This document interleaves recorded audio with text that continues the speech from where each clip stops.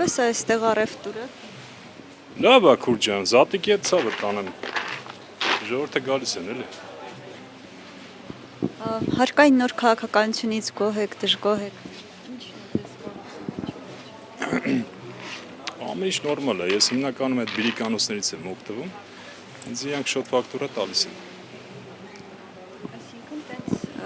հարկային քաղաքականությունը ձեզ վրա ազդեցություն այդքան մեծ։ Դե իմս հիմնականում քուր ջան, մանր բիզնես է, հենց ես միշտ նեղություններ իմ կարծիքով չէ։ Ոնց միշտ հարկ եմ տվեն, նույն ձևի է տալիս են։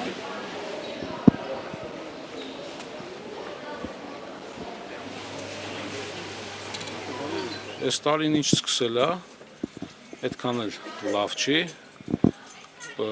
եւ դրան գումարվել է այս նոր մեր հարկային փոփոխությունները, որը որ ավելի շատ խանգարում է մեր աշխատանքին, ոչ միայն այս շուկայի մասին է խոսքը, բոլոր շուկաների մասին է խոսքը,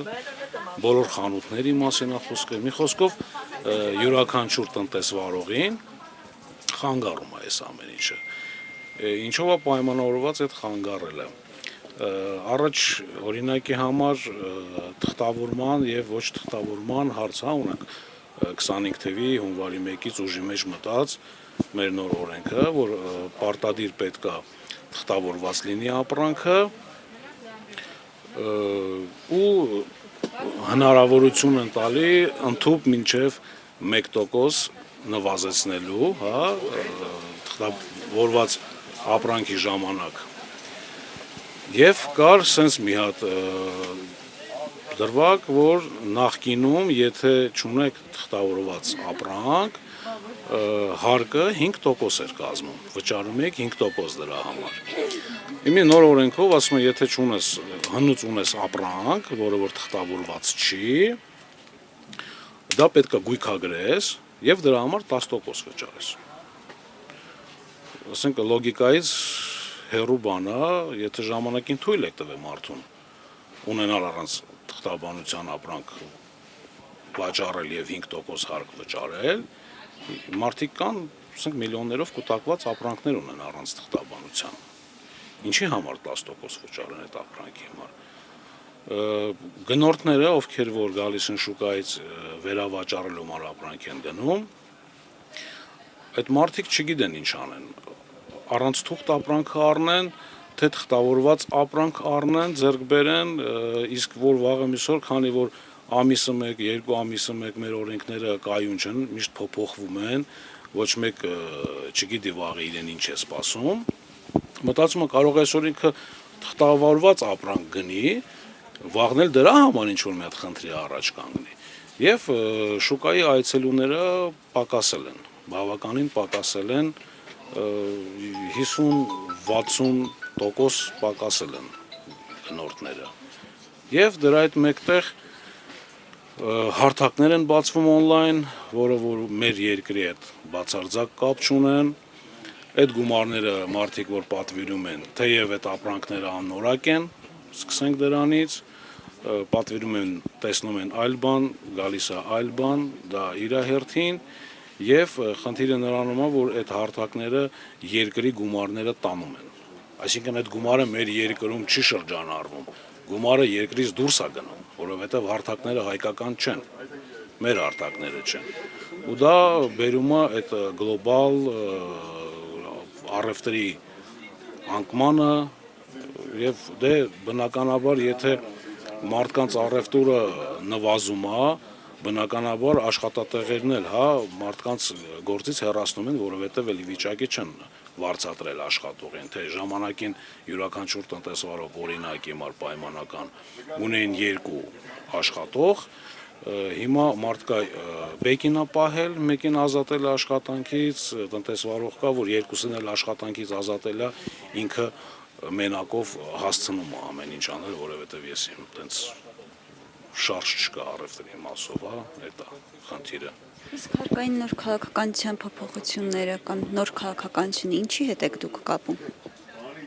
Դե մեր երկիրը այնքան խառն է, էլի եմ ասում, ոչինչ ստաբիլ չի, ամեն ինչ հետ կարելի է կապել։ Ամեն ինչի հետ կարելի է կապել։ Դե ըստ ինձ, ըստ իրենց այդ փոփոխությունները նրա համար է, որպեսզի խոշոր բիզնեսները բացահայտեն, ովքեր որ ստվերում են աշխատում, բայց կապել են մանրին։ Ասենք այդ խոշորներին ինձ թվում է բոլորն էլ գիտեն, ովքեր են այդ խոշորները, թող ամիջապես խոշորներին գնան ման տան։ Օրինակ, սենց նայենք, Պետակ առևտրի կենտրոնը քանի տարի է գոյություն ունի։ 98 թվից Պետակ առևտրի կենտրոնը աշխատում է։ Ինչու քաղաքներում սնկի պես Պետակ առևտրի կենտրոններ չեն առաջանում։ Այս մարդը մեր ղեկավարը 98 թվին մի հատ շուկա է ստեղծել եւ այդ մի շուկան ունի, իր մոտ շուկաներ չեն ավելանում։ Ինքն էլ չի աճում, չէ՞։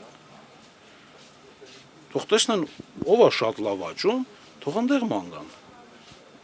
Ես 20 տարի է այս բիզնեսի մեջ եմ, ես էլ չեմ աճում։ Ինչ կոռուպցիայի մասին է խոսքը, ինչ մանր բիզնեսին, չգիտեմ, դնել sense սահմանների մեջ, օդը փակել, հա, աշխատելու հնարավորություն չտալ եւ խոշոր ստվերում աշխատողին մեր մեջ պետք չի ման գալ։ Այլ տեղերում թող ման գան։ Range Rover-ներ թող ման գան, ящик առ ящик-ը թող ման գան։ Մենք մի քանի հատ ящик ունենք, մարմնագույն մեջ ապրանք ենք դնում, այլ բան չունենք։ Դա է խնդիրը։ Բիզնեսին պետք է ազատականացնել, հնարավորություն տալ աճել բիզնեսին։ Որ մենք չմտածենք, վայ, հիմա կարող է այս մի բանը ես մի հատ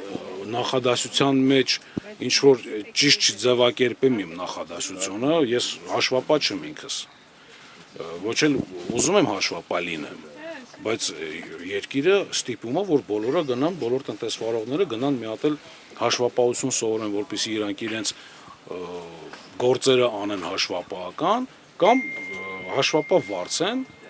բայց իրանք չունեն այդ հնարավորությունը, որ մի հատ էլ հաշվապահ վարձեն, մի հատ էլ հաշվապահեն գումար տան։ Դե մենակ հաշվապահով չի սահմանափակվում, հաշվապահենքից մի հատ էլ իրավաբան է պետք։ Այդ մարդուն էլ պետք է գումար տաս, հա, իր ծառայությանը, որ մենք չունենք այդ գումարները որ տանենք։ Դա է խնդիրը։ Նու խնդիրները շատ են, որ խոսենք խնդիրներից մի 15-20 օր պետք է խնդիրներից խոսելու համար։ Ես կարծում եմ, որ պարոն Փաշինյանը պետք է ժողով հրավիրի եւ ամիջապես տնտեսվարողների հետ ամիջապես զրուցի, ամիջապես խոսա, որ հասկանա։ Կարող է եւ իրեն նյութերը, որ ներկայացնում են, ճիշտ չեն ներկայացնում։ Իրանք իրանց հայացքով են ներկայացնում, բայց իրանք դրա մեջ չեն։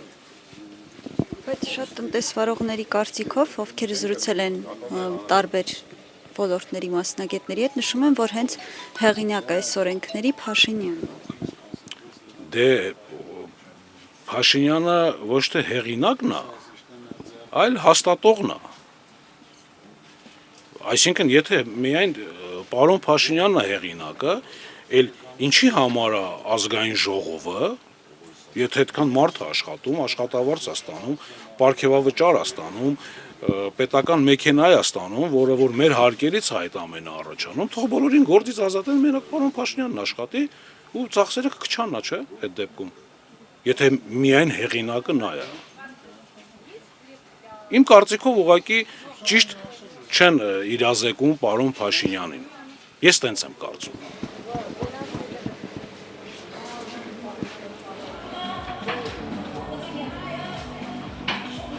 Ինչն է ամենաշատը վաճառվում։ Ոչ շատ չի վաճառվում։ Կարող է մեծածախները ավելի մեր մոտ ամենը բան չկա էլի մեծածախ, ավելի մանրածախի վրա փոքր է տեղը էլի։ Չենք կարող շատ ապրանք ցուցադրենք։ Իսկ հարկային քաղաքականության հետ կապված ինչ որ Հարկային քաղաքականությունը շատ են բարդացնում, ասենք, որտեղ այսքան տեղի համար, ասենք, հաշվապահի գումար,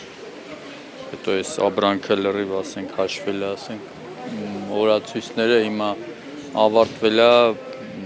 դառել է անպետք ապրանք, բայց դա հիմա չգիտենք ինչ անենք, դա ոնց գույքագրենք, կարող է լրիվ թափվի։ Դառնա անպետք էլի, ասենք, հիմա դրա համար լիքը տենց հարցեր շատ կա։ Դժվար է, ինչքան շատացնում են հարկային օրենքները, այնքան ավելի բարդանում է, էլի։ Դե առևտուր անես, ամեն հաշվարկներ անես, դա դժվար։